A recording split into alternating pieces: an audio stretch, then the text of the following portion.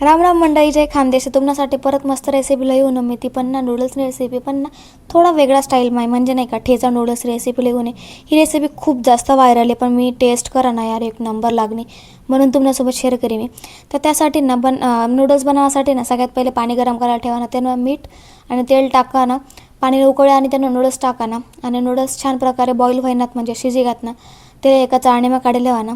वरतून त्यांना मग गार पाणी टाका ना, जेणेकरून ते मोकळं होतील. पाणी गळशीन होई गे ना, गळी गाय ना, त्यांना तेल टाकेशीन मस्तपैकी मिक्स करी द्या, ते साईडला ठेवा. त्यानंतर ना तवा ठेवा गॅसवर आणि तवा गरम होईना, त्यांना तेल टाका. थोडासा शेंगदाणा, मिरची आणि कोथिंबीर टाकी मस्तपैकी लाल करल्या.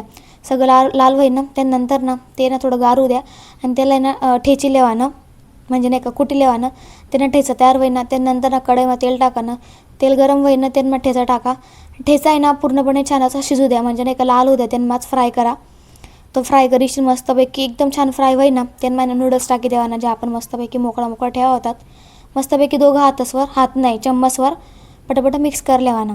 वरतून मस्त सोया सॉस टाका ना, खूप सिंपल राहतात या नूडल्स पण लागल एक नंबर लागल. सोया सॉस टाके मिक्स होईना, त्यांना शेजवान चटणी टाकाने तिखटपणासाठी, कारण मला जास्त तिखट लागस म्हणून मी शेजवान चटणी थोडी जास्त टाकी, तुम्ही थोडी बी टाका तरी चालेल.